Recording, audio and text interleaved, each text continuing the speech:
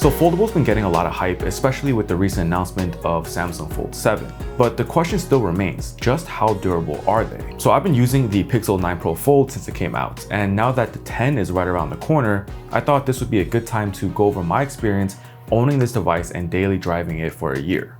As you can tell from some of the scratches and marks on the back of this phone, I don't use a case, and I really have not been babying it. I wanted to treat this like a regular slab phone to really see how durable these are. And I pretty much take it with me everywhere, on location to shoots, travel, beaches, pools, you name it. And yeah, foldables are full of compromises. That's why it's even more important to see how they hold up over time. Keep in mind I try to stay as unbiased as possible in all my tech reviews, and I bought this phone with my own money, so this video is not sponsored. Now, first things first, everyone always asks if the hinge still works, or if the screen still works. And the answer is yeah, for the most part. The hinge has definitely gotten looser over time, but it's still able to hold various angles, so it's not really an issue. However, there is a sticking sound when you open and close the hinge, and I'm gonna try to see if I can pick it up on video.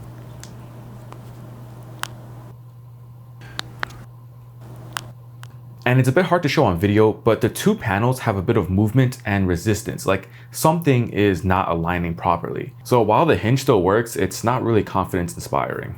As for the inner screen, it's still big, bright, and I love using it. But the crease is highly distracting, and there are some bumps from what I assume are parts of the hinge. I hear other reviewers say that once you get used to the screen, you don't even notice the crease, but everything just warps in that area, so it's kind of hard not to notice. Even after using this phone for a year, every time I open the screen, the first thing I see is that crease. The plastic bezel around the screen has also started to lift in certain areas, but so far it's still working fine. And before I did say I take this phone with me everywhere, and yeah, I do, but I'm not trying to intentionally break or damage this device. I try to take really good care of my gear, and this is no different. So I would consider everything normal wear and tear. Alright, so now let's get to the main reason why I bought the Pixel 9 Pro Fold over competitors like the Samsung and the OnePlus Folds. It's the cameras. But don't get me wrong, because the hardware on these cameras are pretty terrible, and that goes for pretty much every foldable. But Google's software more than makes up for it. There's just that pixel magic that is able to make these photos look so good. Imagine how much better it could be with actually good hardware, like good sensors and good lenses. But still, compared to the Samsung Fold that I used to have, the pictures out of this device are much better, especially that telephoto. And in bright daylight, most phones can take good pictures, even if they're using old hardware from years ago. With low light and night shots, that's where the challenges come up. So let's check out this nighttime street photography POV segment where I walk around the city in Thailand taking some photos. At this first spot, I like the busy scene with the people dining outside and all the mopeds lined up. The motion blur looked pretty cool as well.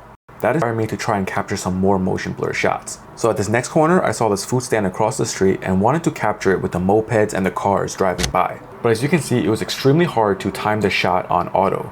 So instead, I went into the Pro mode and was able to have much more control over the settings. How cool is this shot with the light trails surrounding the food stand? As I kept exploring this area, I saw this temple that was open at night. So here I used the ultra wide to take a pic of the outside. By default, it looked way too flat and a bit overexposed. By using the manual exposure sliders, I was able to adjust the exposure, so this photo came out looking a lot better. Around the side of the temple, I saw this family playing with the dog on the steps, so I just took a quick snap. I was really happy I was able to capture this slice of life moment. Then I saw this Buddha statue under this tree, lit by candles, and I thought this scene looked really nice. It was pretty dark, but I'm surprised by how well the telephoto did here. The photo looked really clean. After leaving the temple, I saw this cool food truck on the side of the road. Again, I used the exposure sliders to get a slightly darker image. The default looked pretty good, but after a quick cinematic edit, this was my favorite photo of the night. So yeah, while these are not the best in class cameras for a phone, they are pretty good for a foldable.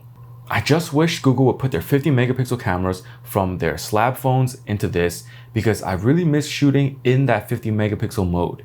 But at least we're still able to shoot with RAW files, and they're a joy to edit on that big screen in Lightroom Mobile. It really makes the interface feel much more usable, and you can see the results in your photos much clearer.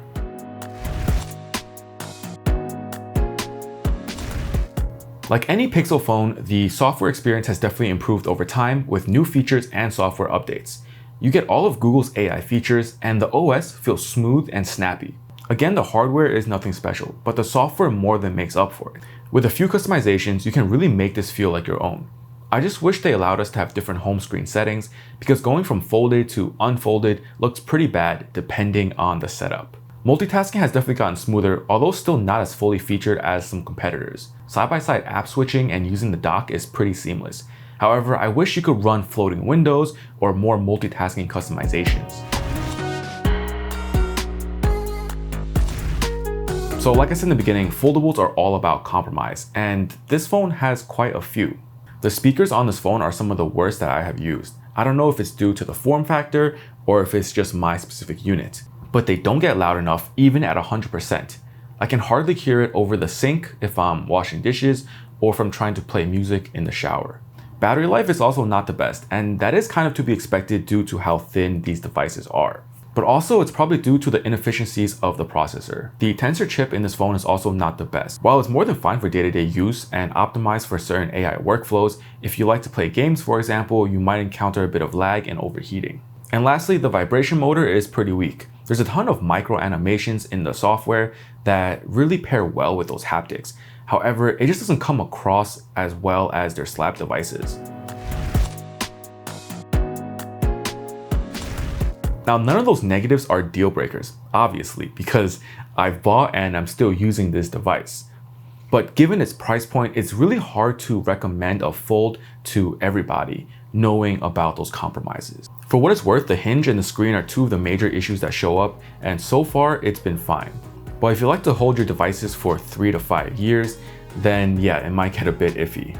So if you're in the market for a new phone and you know you want a foldable, you're just not sure which one, then I would still highly consider the Pixel 9 Pro Fold. For me, the cameras make it an easy decision. And if you're a fan of Google, you still get that Pixel magic, just with a bit more screen real estate. I really hope the Pixel 10 Fold fixes a lot of those issues and brings a lot of good changes. If you found this video helpful, please give it a thumbs up and subscribe if you want to support my channel. If you're also rocking a foldable, let me know how it has held up, because I'm really curious to see.